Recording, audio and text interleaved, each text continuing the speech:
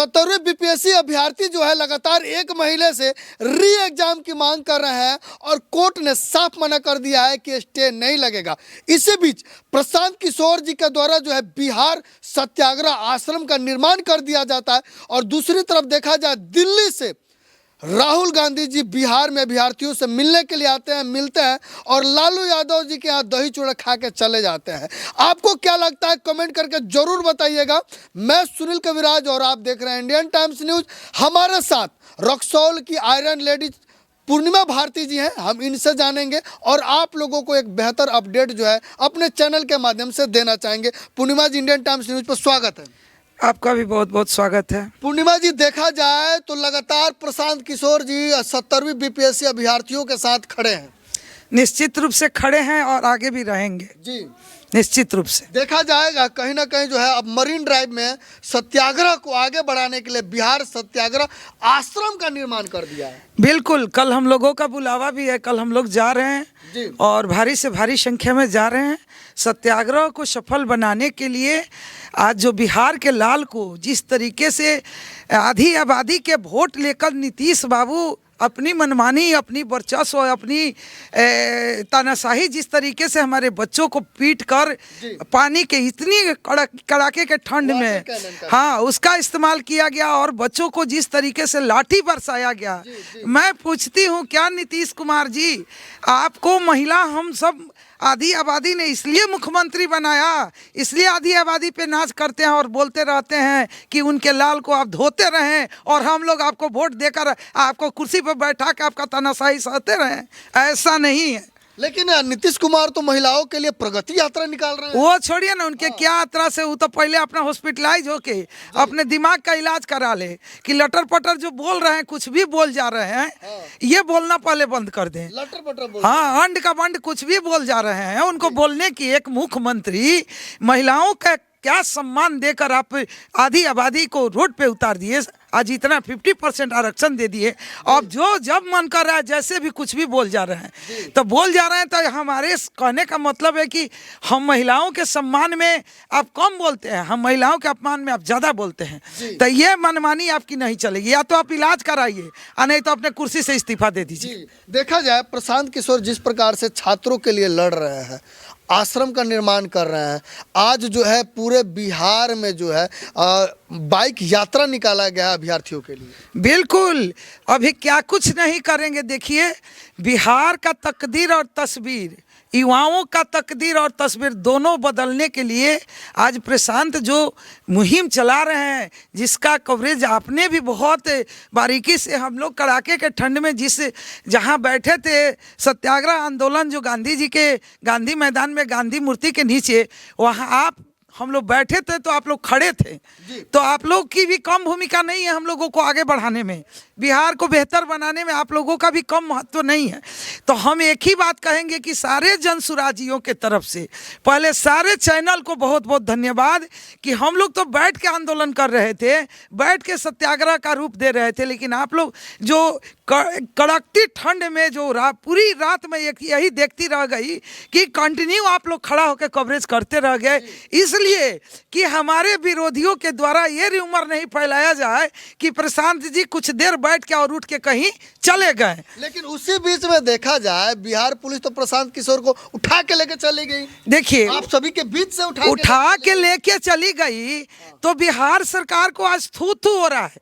Bihar police की कोई गलती नहीं है। बिहार पुलिस तो एक बंधुआ मजदूर है सरकार की, जैसे कहेंगे वैसे करेगी, उसको नौकरी नहीं देनी है। लेकिन बिहार पुलिस की हम बात नहीं करेंगे, हम बात सरकार की करेंगे। जो खादी जब तक नहीं सुधरेगा तब तक खाकी नहीं सुधरेगा, ये हम लोगों का मानना है। लेकिन वही लोग तो कह रहे हैं कि प्रशांत किशोर जी छात्रों के आड़ में राजनीति कर रहे हैं। तो जो लोग कर रहे हैं उनको कौन ये करने से रोका है? ये जो है प्रोत्साहन, ये जो अपना वर्चस्व, ये जो अपना नाम रोशन कर रहे हैं, वो लोग स्वयं आके कर लें। ये छात्रों का अगर हित होता है तो आप लोग भी आके राजनीति कर लीजिए। बिल्कुल, कैसे भी राजनीति करिए, रोटी सेकिए, अपना वर्चस्व दिखाइए, लाठी खाइए, लेकिन छात्रों के जीवन से खिलवाड़ मत होने दीजिए। साफ शब्दों में प्रशांत जी ने कहा कि जो लोगों का ये कहना है, मैं तो इंतजार कर रहा हूँ कि राहुल जी आए, तेजस्वी जी आए, जिसको भी आना है वो आए, हम लोग पीछे हो जाएंगे। बच्चों के अधिकार का लड़ाई का जो चल रहा है, अभ्यर्थियों का इतना मने संगीन मामला है, जो सरेआम पेपर लीक कर दिया जा रहा है, आप चोरी करते पकड़े जा रहे हैं और इसका विरोध करने पर लाठी बारिश की तरह बरसाई जा रही है। मैं नीतीश कुमार जी से पूछ रही हूँ, कब तक कुर्सी पे बने रहिएगा? कब तक अपना मनमानी हमारे बच्चों के साथ करते रहिएगा? आप तो पेपर लीक की बात कर रहे हैं, लेकिन अभ्यर्थी आरोप लगा रहा है कि सारी सीटें जो है 100 करोड़ से ज्यादा ही भी देखिए, बीपीएससी है, ये जो बीपीएससी का एग्जाम होता है तो ये सब पहले ही फाइनल होता है। सारे आपको भी लगता है? लगता क्या है, कई एक आदमी हम लोग के परिवार से गया है इस तरह का सेटलमेंट करके, तो लगता क्या है? ये सत्य है। यूपीएससी बीपीएससी ये पहले देखिए, लोगों के मोनोपोली के लिए एग्जाम कराया जाता है ताकि सरकार पर आरोप नहीं लगे, लेकिन आज तो दिन दहाड़े चोरी पकड़ी गई, बार बार पकड़ी जाती है। अब बावजूद अपने कमी को घोटाला करने के लिए छात्रों पर लाठी बारिश की तरफ बरसाना, मैं पूछती हूँ नीतीश कुमार जी, क्या आपको इसलिए हम महिला मुख्यमंत्री बनाए कि हमारे लाल को अब लाठी का बरसात ऐसे कीजिए जैसे पानी का बूंद का बरसात हो रहा है, और वो भी आपने कर दिखाया जी। तो मेरा साफ शब्दों में कहना है कि बेशरम सरकार है, शर्म नाम का चीज नहीं है। प्रशांत को तरह तरह का र्यूमर किया गया, जब गर्दनी बाग में उनको कहा गया कि 5 आदमी के साथ आप आइए मिलने वहाँ, तो वो जाने के लिए जब तैयार हो गए तो वहाँ र्यूमर हुआ, प्रशांत भाग गए और बच्चों को पिटवा दिए। हर रूप में प्रशांत लोगों का जवाब दे रहे हैं, और मुझे लगता है कि जब तक हम लोग बिहार बदल नहीं देंगे तब तक हम लोग का संकल्प पूरा नहीं हो। आपको लगता है, लेकिन छात्रों को ये लग रहा था कि अगर ये मामला हाई कोर्ट में गया है तो हाई कोर्ट से उनको न्याय मिलेगा, लेकिन हाई कोर्ट के द्वारा साफ शब्दों में कहा गया है कि बीपीएससी का जो एग्जाम 70वीं हुई है उसको स्टे माने रोका नहीं जा सकता। छात्र उदास है। देखिए, सारा सिस्टम करप्ट है। आप जानते हैं, शासन से प्रशासन, सारा सिस्टम करप्ट है। आज इन लोगों की एक लापरवाही, एक इन लोगों का कुर्सी का वर्चस्व न जाने कितने बच्चों के जीवन से खेल रहा है। काश ये लोग बैठ के विचार करते तो मुझे लग रहा है कि इन लोगों का कोई ना कोई रास्ता निकलता जो हमारे बच्चों का भविष्य बनता। लेकिन ये लोग अपने जबरदस्ती का इस पे अड़े हुए हैं कि अगर हम री एग्जाम करवा रहे हैं। देखिए, पूरा खुलेआम खुलासा हो चुका है कि सरकार की व्यवस्था करप्ट है। बच्चों के साथ गलत हुआ है, बावजूद बच्चों पे लाठी बरसाई। उनको तो आके नहीं री एग्जाम करवाए तो बच्चों से माफी मांगनी चाहिए। जी, माफी मांगनी चाहिए। बिल्कुल, इनको माफी मांगनी, मुख्यमंत्री को, बीपीएससी के जो बैठे हुए हैं उनको माफी मांगना चाहिए। माफी मांगना चाहिए मनु भाई परमार। हाँ, मन्नू भाई को मांगना चाहिए कि चलिए भाई, हमारी लापरवाही का कारण जो आप लोगों का इतना जीवन से खिलवाड़ हुआ, इसके लिए क्षमा प्रार्थी हुआ। कोई आश्वासन भी दे सकते थे, बच्चे हैं, क्या बात करते हैं। लेकिन मनु भाई परमार तो कह रहे हैं कि छात्र जो है नॉन सीरियस है।